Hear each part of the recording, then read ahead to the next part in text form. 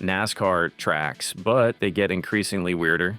And we're not talking about unusual shapes. We're talking about a track with 62-degree banking that became a department store, a farmer-built super speedway that hosted bloodless bullfights and drag boat racing in the same infield, a half-mile oval with the fully operational Moonshine Distillery hidden 17 feet beneath the racing surface.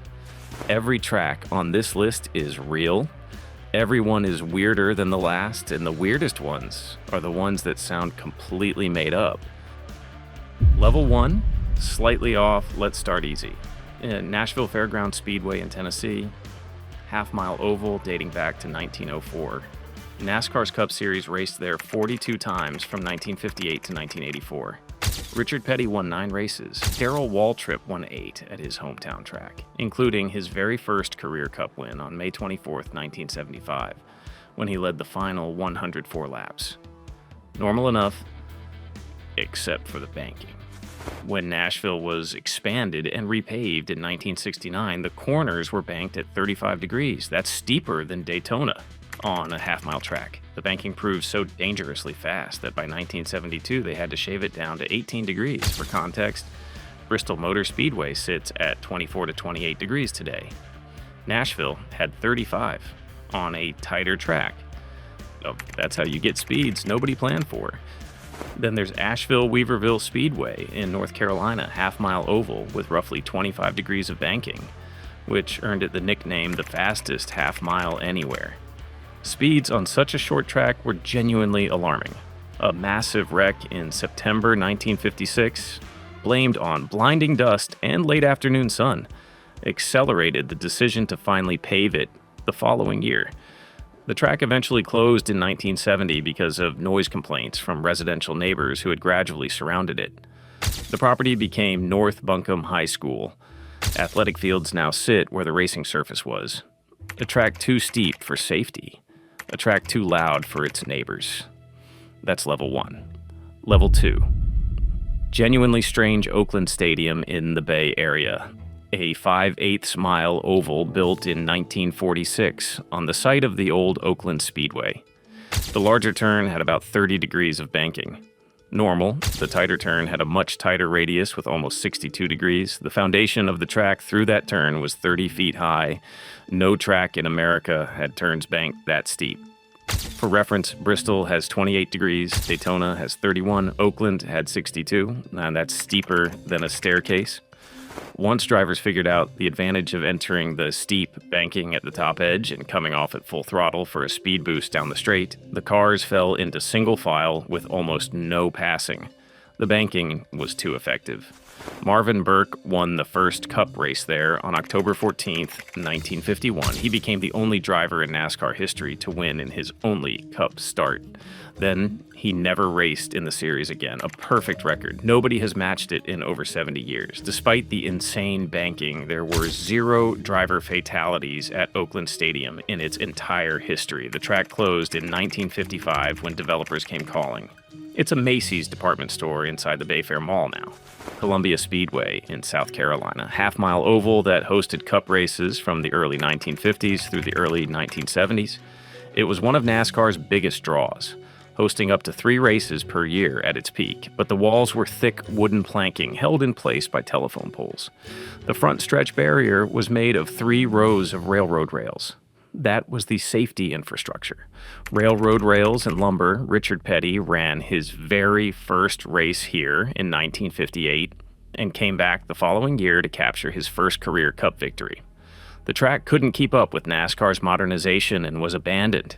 In 2009, after 30 years of vegetation reclaiming the property, a reunion event drew nearly 30,000 people. The track oval is still intact. It now hosts car shows, concerts, and festivals. But nobody races on it anymore. Islip Speedway on Long Island, New York. 0.2 of a mile, the smallest track to ever host a Cup race. Pole speed topped out around 52 miles per hour. The final race in 1971 was shortened from 250 laps to 230 because of a scoring error involving a Rolodex-style card system that manually flipped numbered cards for timing. Richard Petty won the last NASCAR race there by 2 laps. NASCAR eventually eliminated all races shorter than 250 miles, which killed Islip's Cup dates.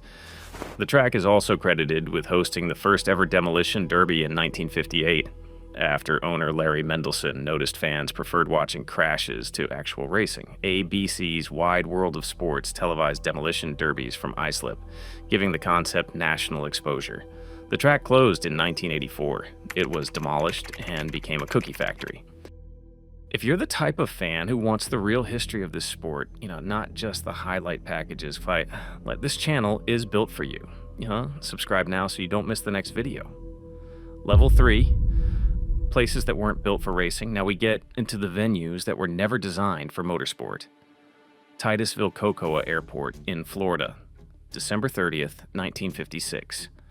1.6-mile road course laid out on runways near what would eventually become NASA's Kennedy Space Center. So, Fireball Roberts 1. Same runways that would later be adjacent to moon rocket launches. One cup race. That's it. Kitsap County Airport in Bremerton, Washington, August 4th, 1957. A 0.9-mile course pieced together from taxiways. About 2,500 fans showed up in the Pacific Northwest. Parnelli Jones won his first Cup victory 8 days before his 24th birthday. This remains the only Cup race ever held in Washington state. Jones went on to become one of the most famous names in American racing. His career started on an airport taxiway in a state that never hosted NASCAR again. Bay Meadows Racetrack in San Mateo, California, a 1-mile dirt oval at an active horse racing facility. Stock cars shared the venue with thoroughbreds. 3 Cup races between 1954 and 1956. During the 1956 race, a reserve police officer was struck and killed by a race car while trying to keep spectators away from a crash scene. One of the most disturbing spectator area fatalities in NASCAR history. The barriers between fans and the racing surface were virtually non-existent. Arnett Speedway in Spring Lake, North Carolina, March 8, 1953, half-mile dirt oval in tobacco country. Grandstands were cinder-block structures on a hillside. A narrow bulldozed path called Racetrack Road was the only access to the facility. Tobacco fields were cleared for parking. Herb Thomas won the only Cup race there at an average of 51 miles per hour. NASCAR never came back. The concrete grandstands still stand today in an overgrown ghost track setting. Airports, horse tracks, tobacco fields. Ghost tracks with grandstands still standing in the weeds. Gets weirder. Level 4, tracks that fought back the Daytona Beach and road course. Before the Speedway existed, NASCAR raced on the actual ocean, a 4.1-mile paperclip. 2 miles north on hard-packed sand along the Atlantic, a banked sand turn.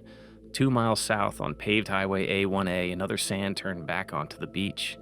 Half ocean, half public road. Spectators lined the dunes with 0 barriers between them and cars running over 100 miles per hour. The sandy turns were so treacherous that in the earliest events they became virtually impassable. Cars ended up in palmetto bushes and sand dunes.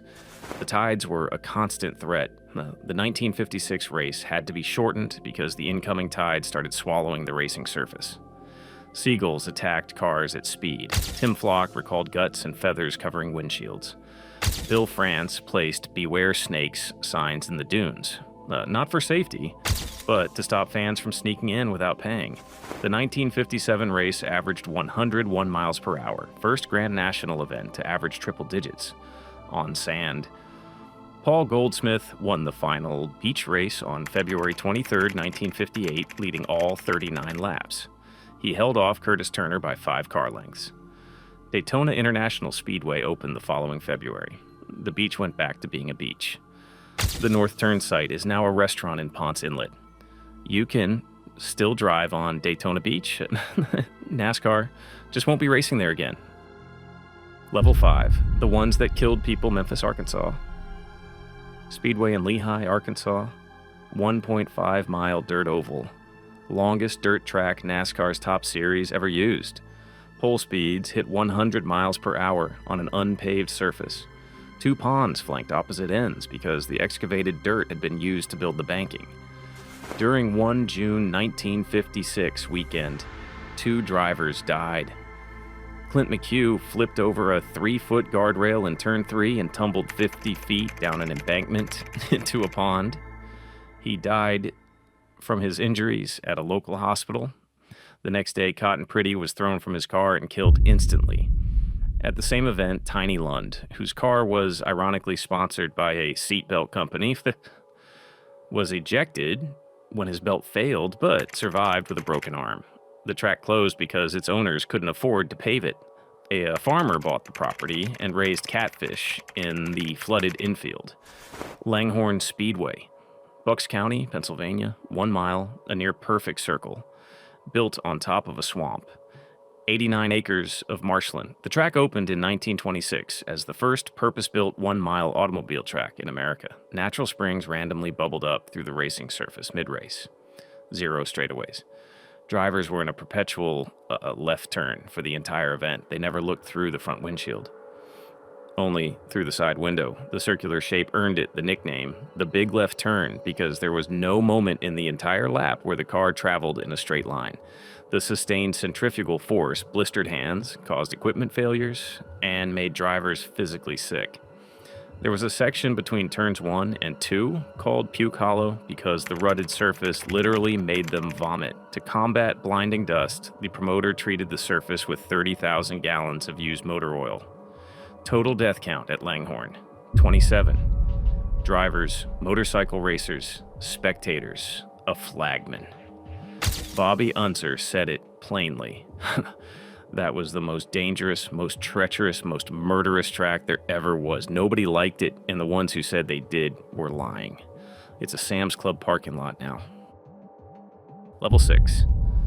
This can't be real, you're still here. Good. Because now we leave reality behind. Marchbanks Speedway near Hanford, California. A farmer named B.L. Marchbanks wanted to build a horse racing track on his land in the middle of cotton and cornfields.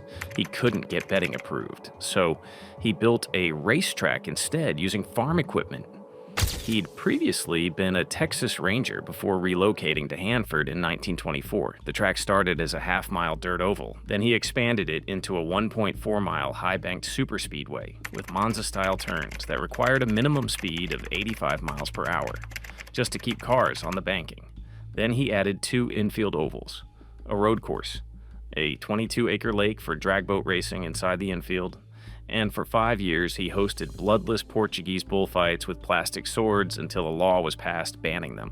Fireball Roberts led all 178 laps of the 1961 NASCAR race, finishing 2 laps ahead of second place. 3 cup races total. The last race of any kind was in 1969. The entire complex, super speedway, infield ovals, road course, boat lake, bullfight arena, was demolished and returned to agriculture.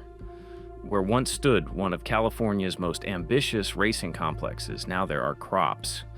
Middle Georgia Raceway, Byron, Georgia, half-mile paved oval, normal enough on paper, until September 23rd, 1967, when federal agents found an underground moonshine distillery beneath Turn 3, trapdoor inside a ticket booth, 17 feet underground, 2 fermenting tanks, 3,700 gallons, electric lighting, ventilation, insect repellent, 80 gallons of moonshine per day. Agents called it one of the most elaborate operations they'd ever seen. Track owner Lamar Brown Jr. was arrested. First trial ended in a hung jury, retried, found not guilty.